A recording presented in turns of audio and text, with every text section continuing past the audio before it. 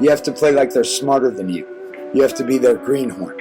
And so when you get to that, if you make it down the yellow brick road, which it's designed to shake off you, me, our sons, and anybody else. It's designed to do this so that they can create their aristocracy. Happens in every nation all over the earth all the time. It is the Pharaoh, Egypt, ancient religion come back again. It was, it is not now, but it will be again. That means they just deny it why it's now, but it's always trying to rise up, the idolatry. What our fathers threw down at the revolution. What every nation throws down at their revolution. At their beginning, they must cast down the idols, make covenant with God, plead out, repent, and then God will answer in some form. If they're true, He will answer to them and start the new nation of freedom. This is all over the earth. All nations are the true God. The truth is freedom. And when you breach this covenant, 3 to 4 generations doing adultery, idolatry, well, God wipes you out. Well, there's some kind of balance there that's hard to see, but when you have 3 to 4 generations, which is about 1930 rolling up, we're about there. We're in the 4th generation now, or pulling up into it. You see, it's hard to measure through the years, but when you have 5 generations that are okay with adultery, that's the hand of God. 5 fingers, because every man is a finger of God, the writing on the wall. And thus, when you have 3 to 4 generations, you literally have the hand of God going to extend at the 5th. That's why He visits the sins of the fathers down to 3 to 4 generations of them that hate Him. To hate His daughter is to hate Him. The father, one father means every daughter is the father's. Every daughter's Jezebel. Every Jezebel is Eve. Every Eve is Aish. Every Aish, Eve, Jezebel is the Virgin Mary. That's why she's blessed amongst all women.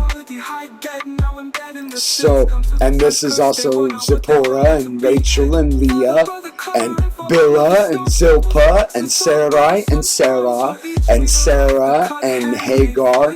They're always coming in twins to remind you that they are here on earth, but they are heaven bound. So you never forget that your mothers must always be blessed. You cannot throw down the father's daughters. It's what they buy, sell, and trade in. And so when they're chasing these idol things, they upgrade their women while they're upgrading their idols, which is the work of Cain. Abel's putting his life on the line on the wall. Cain's working really hard. Cain thinks that he has better than Abel, thinks that he does better than Abel. But Cain's a lying, coward ass shit. He's not dying for it. He's just going to work. You can get that from an ox. You can get it from a slave. You can get it from a child. So what Cain is boasting in is a lie. And he's just dressing it up in sophistication to make it look adult, but it's not.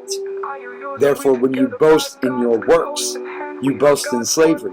And anyone that takes pride in labors is a slave that wants a master. And they will have one. And so, when Abel's dying for it, they come back for the offering. The Lord wants an offering. Abel gives his firstlings, his fattest and oldest male, the one that he's known the most, because he's been with those sheep out in that field for a while, guarding the perimeter, and fighting off beasts, not just from the flock, but from Cain and Abel's wives and Cain's wife and such, and Adam and Eve. He's defending the wall and doing what David does. And so when he comes back, he offers that, and it represents that which he dies for. So he just sets it on the altar. He doesn't kill it, doesn't cut it, because Cain is going to be that blow.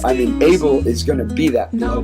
And that representation of putting the bloodless sacrifice or bloodless offering on the altar, it reads exactly the same word for Cain, and he brings wheat.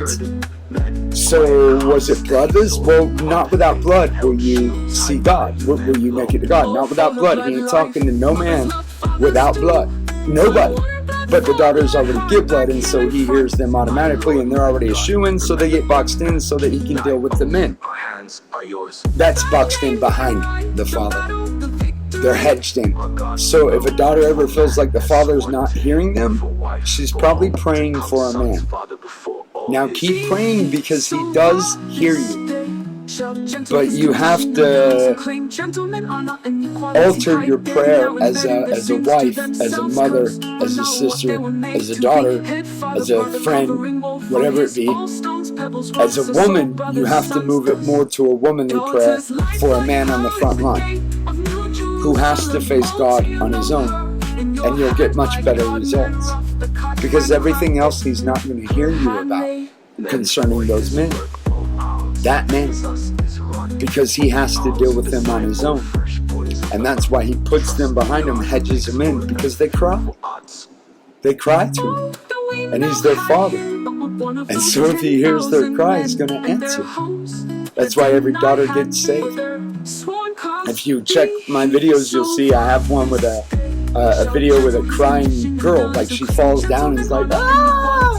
And the dad just fucking runs out of nowhere. Like, what the fuck?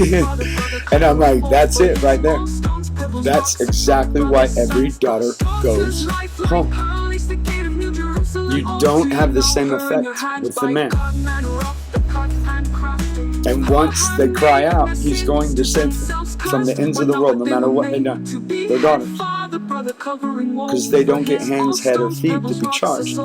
So Abel's being that head, hand, and feet. He comes back, and Cain's playing the head too. But when they offered their stuff, Cain came with his work.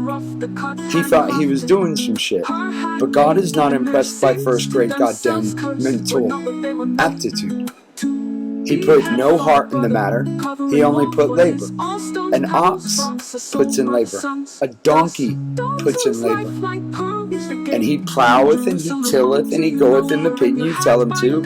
He does as you tell him to so he can go back to work and he's content. He'll fuck this female and then he'll fuck that she-ass and you could switch him out. You could take his kids. He don't mind. He don't mind. Just let him go back to work. Corrections, food,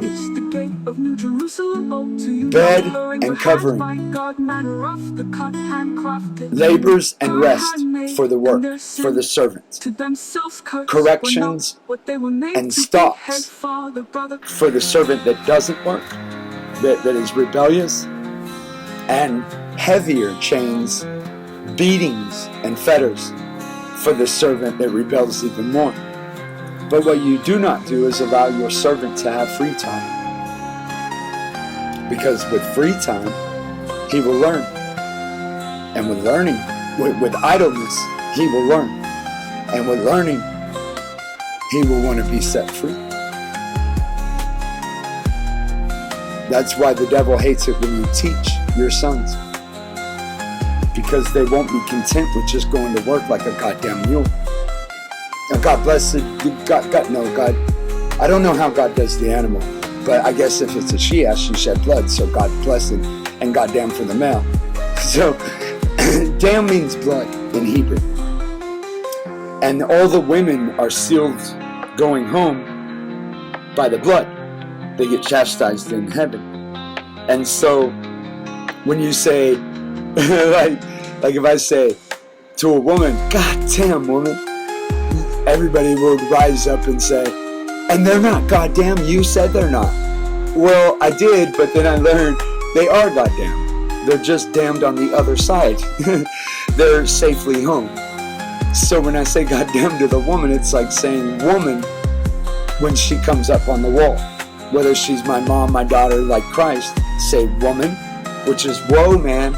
There's a female here, and she's not here because she's damned by God. Back there in heaven, damned up, blocked in.